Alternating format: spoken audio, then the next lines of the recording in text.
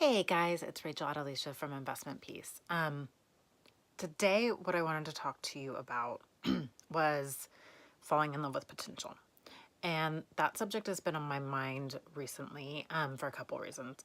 First of all, I'm sitting in front of, in a corner of a house somewhere, a pile of alterations and dry cleaning that I need to do.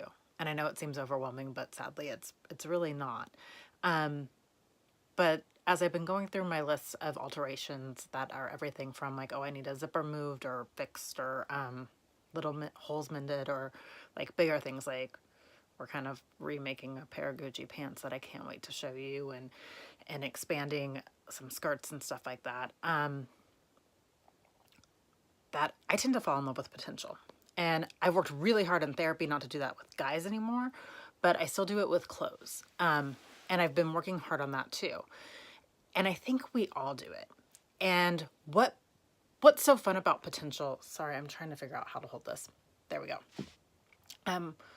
What's so fun about potential, I think, in either of those situations is that there are unlimited possibilities.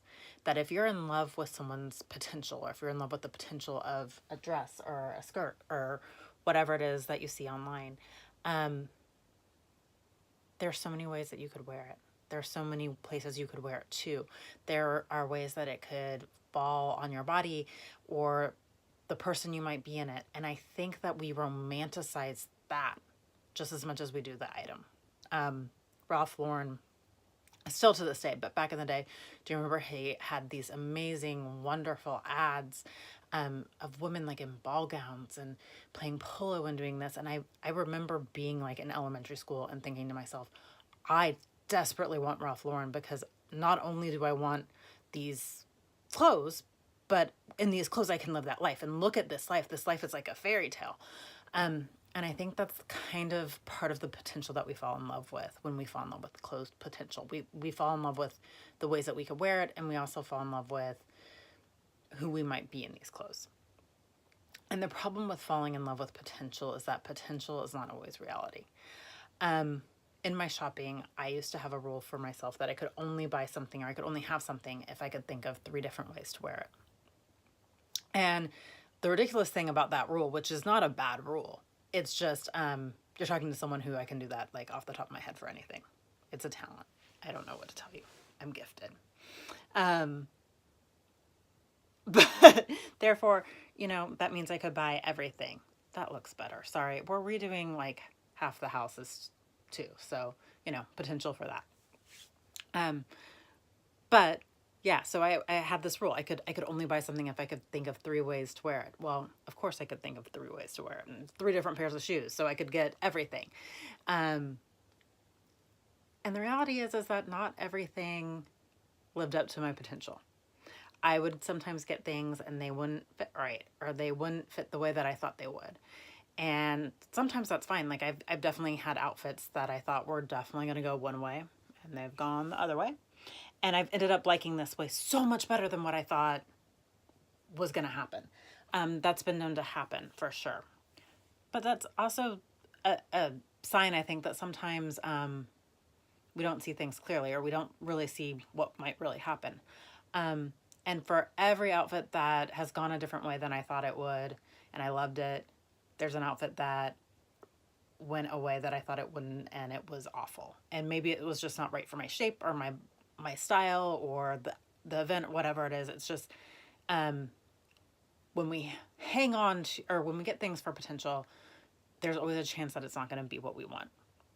And I think the hard thing is, and something that I struggle with, is that so when we get something and it doesn't live up to the potential, or it's not what we thought it would be, and it's not the right fit, can we let it go?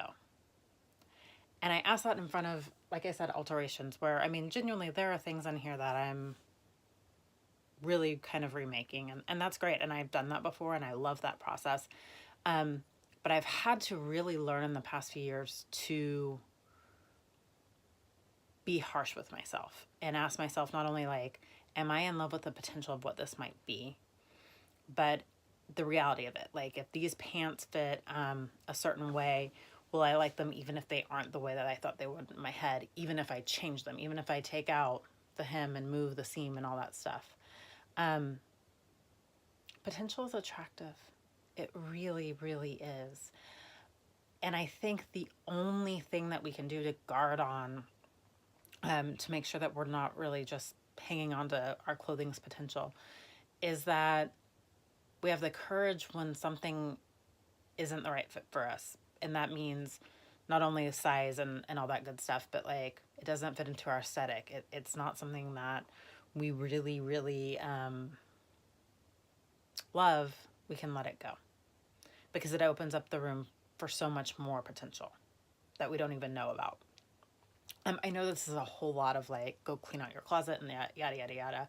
And the thing is that when I think we should clean out our closets, I'm probably one who will tell you to hang on to more things than other people will. Not because I think that you should hang on to everything, but because, I mean, if you really love it, you love it. I think the question then is not like, oh, do I wear it? Whatever. I think it's, am I hanging on to potential here? Or am I hanging on to something that I could really turn into something that I could use or wear? Guess what? I don't have firm answers for you. I really don't. It's still something that I struggle with. I can still fall in love with potential or think that this one dress or this one pair of shoes will change my life. And the reality is it won't. I mean, I don't know. I guess we could get me the Gucci shoes that I really want and we could figure it out. But in the meantime, what I'm going to do to guard against my tendency to fall in love with potential is really try to see the reality of clothes. And if I can alter them, that's fine. I can't wait to show you all this stuff. But if not, let's be honest. Let's look at,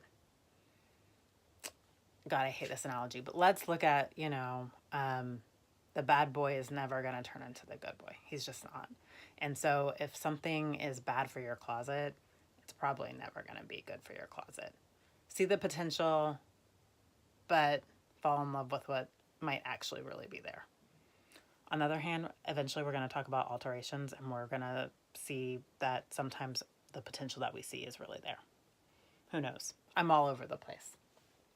Thank you for tuning in. I'd love to know your thoughts. I'd love to know how you deal with falling in love with potential with clothes. Look, guys, girls, let's all go to therapy and figure that out. That's a different story. I don't handle that. But clothes, let's figure it out together. This is Rachel Adelicia from Investment Peace. Thank you so much.